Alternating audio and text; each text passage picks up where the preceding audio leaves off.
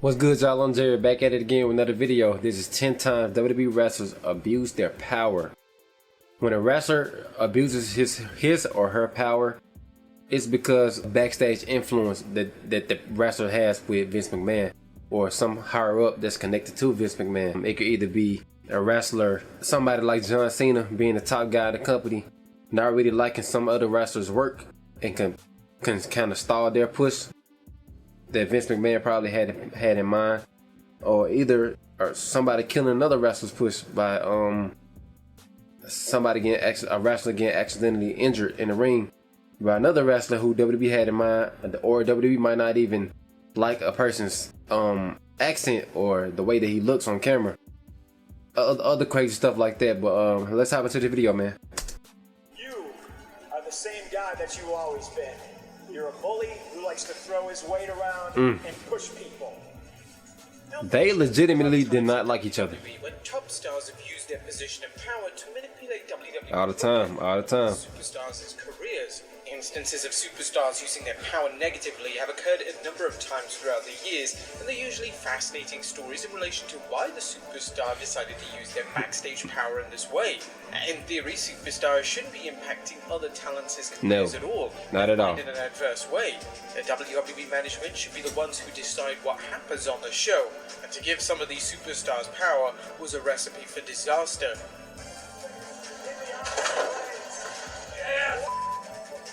Or which times were they? Well, join us now as WrestleMania looks at 10 times WWE wrestlers abused their power. Who was it? This awesome stuff that the writers have been working on to have this perfect ending to SummerSlam. That was good. Brock comes in at 68 and changes everything. And Vince was like, okay, we're going to go with Brock's idea. And it made everybody else look stupid but Brock. Number 10, John Cena refuses to drop the title to Jack Swagger. I think I remember hearing about this.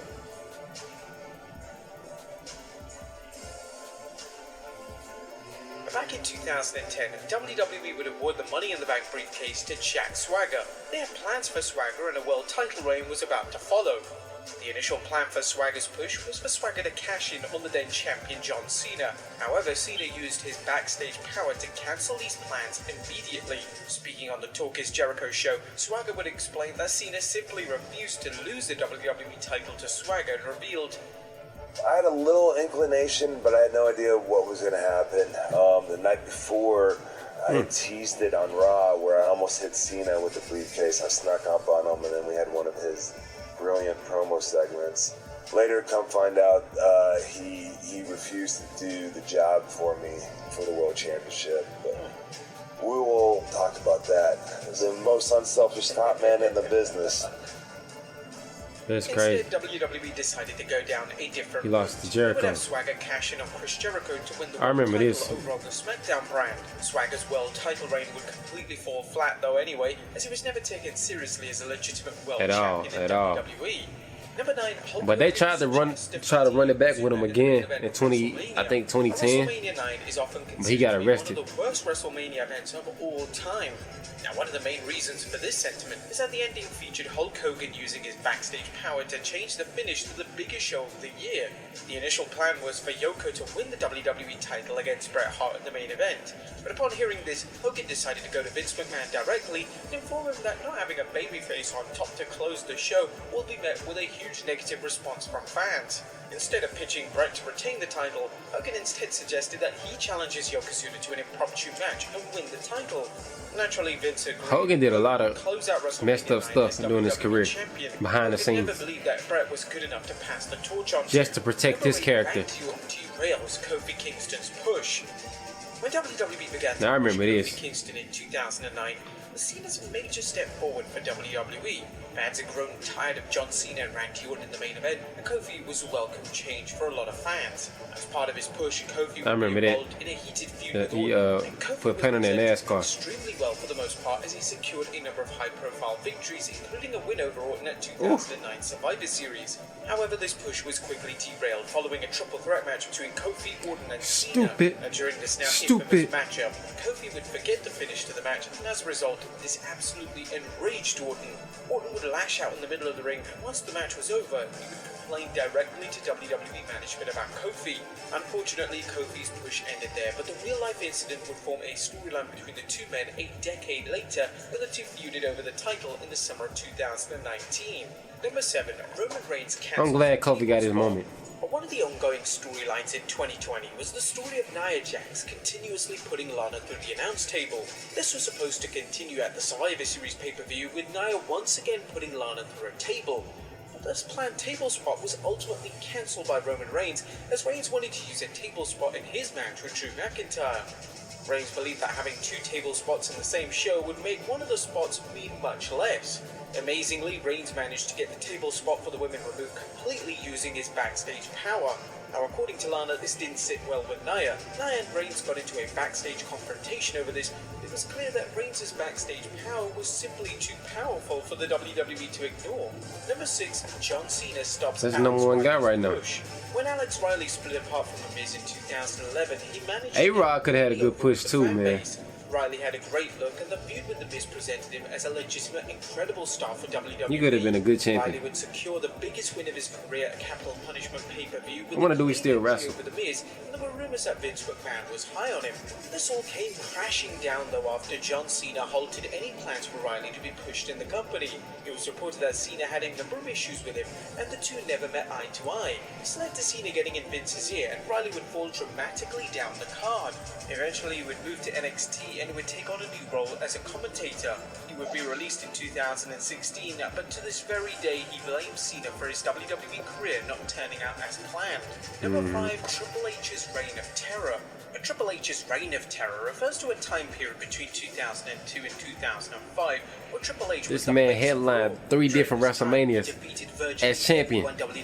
It's crazy. And for the most part, Triple H used his backstage power to ensure that he remained in the top position. And this all started with Rob Van Dam. RVD was beloved in 2002 and he should have been world champion. However, Triple H cancelled these plans after RVD refused Triple H's help with his promo work. Triple H would then face Booker T at WrestleMania 19 in a rather controversial storyline which should have seen Triple H finally be conquered by the popular babyface. But sadly this wasn't to be, and Triple H was once again victorious. Throughout feuds with Goldberg and Scott Steiner, both men came forward and said that Triple H used his power to ensure that they looked as bad as possible during the feuds. Now, although Triple H for the most part stopped using his backstage power for his own benefit as the years went on, the damage from this time period hindered the fans' perception of Triple H forever. Number 4, Hulk Hogan, One and Done. A SummerSlam 2005 featured an icon versus icon match as Hogan collided with Shawn Michaels for the first time ever. The SummerSlam match 2 of the biggest egos the first match in the feud, in one match right there. For Hogan to win this match at SummerSlam, whilst HBK would win the second, which was rumored to take place inside a steel cage. Hogan, upon hearing these plans, decided that his injuries were too severe to do one more match, and due to him being the babyface in the feud, he would be victorious. Most fans, as well as HBK, could see straight through Hogan. Hogan had once again manipulated Vince McMahon, and the issue was that Hogan just simply didn't want to lose to HBK in any capacity. Of course, we all know what happened at SummerSlam as HBK decided to oversell everything Hogan did to mock him. Number 3, Randy Orton gets Mr. Kennedy fired. Or when Mr. Kennedy now this was right here. This right here was an accident. He accidentally dropped Randy on his neck. Well, that was not really, but his return match I guess Randy overreacted to it. The last match in his WWE career. During the match, Kennedy would botch a suplex on Randy Orton, and Orton would land awkwardly on his head and shoulder. Orton had a history of shoulder problems, therefore Orton complained directly to WWE management about Kennedy's so-called recklessness. Although WWE had concrete plans for Kennedy, they sided with Orton and actually fired Kennedy in one of the most shocking WWE firings of all time. Now, it was believed at the time that Orton seeked out John Cena, and Cena also backed up Orton's viewpoints of Kennedy. Firing of Kennedy is often seen as one of the most extreme cases of a superstar or superstars using their backstage power to detrimentally impact someone else's livelihood. Number 2, Shawn Michaels cancels Vader's push. Vader joining the WWE in '96 was supposed to add a lot of star power to WWE's roster. They would have Vader face WWE Champion Shawn Michaels at SummerSlam, what was supposed to be one of the biggest matches of Vader's career. Sadly for Vader, this would be his last major opportunity in WWE's main event scene, as the match didn't sit well with his opponent. HBK and Vader simply didn't mesh well, and as a result, a number of spots were botched in the title match. Fans could actually see HBK get visually frustrated with Vader during the match. following the match, HBK would complain directly about Vader to Vince McMahon, and as a result, Vader was pulled from the high-profile feud with Michaels, and it would be moved down the card. And number 1, John Cena flexes his backstage power at SummerSlam. During the summer of 2010, the main storyline of the WWE programming was the storyline of the Nexus taking over the WWE. I kind of like that storyline when it first came out. In the main event. When the Nexus first came out as a group, I kind of like this storyline. All members of the stable as legitimate and thus creating 7 brand new stars in the process. Cena, who was the face of the WWE at the time, believed that the Nexus shouldn't go over in the match. He directly went to Vince McMahon to get the match finish changed. Cena would suggest that it would be the sole survivor for his team and that the show would end up with Cena on top. This change led to a lot of backlash from fans, as well as a number of WWE talent, including Edge and Chris Jericho, who knew that the match finish Cena came up with would kill the stable. Well, and John wanted to do things a certain way, and we told him, you're wrong. Remember that? And he did it anyways, and it sucked. And then afterwards, he came over to us and said, I should have listened to you, but I wasn't seeing it that way. Now, more recently, Cena has been rather public with his opinion that he made the wrong decision to use his influence to benefit himself back in 2010, which is certainly a testament to Cena's character. I don't pick how the story is told. I get told that. But I do pick what goes on in the story. But there you have it, folks. 10 times That's WWE crazy, wrestlers abuse their power. Be sure to leave your comments down below, and I'll see you. Alright, y'all, another great video, man. It's crazy that it has to be like that in WWE, especially in wrestling, but mostly WWE, because those are the top guys that's like the money makers for the company that has to put their influence, just try to keep themselves looking good, as well as keeping other people completely down. Because man, King Kennedy could have been a hell of a world champion, hell of a star in WWE. Who else? The Nexus could, like, individually, each of those guys could have been somewhat great. If they had a singles run, Ray Barrett could have been a good world champion. Amongst other people that I can't remember all of their names right now, but man, it's crazy, man. But like I said, let me know what y'all thought of the video. Like, comment, subscribe, and I'll see y'all next time. Peace.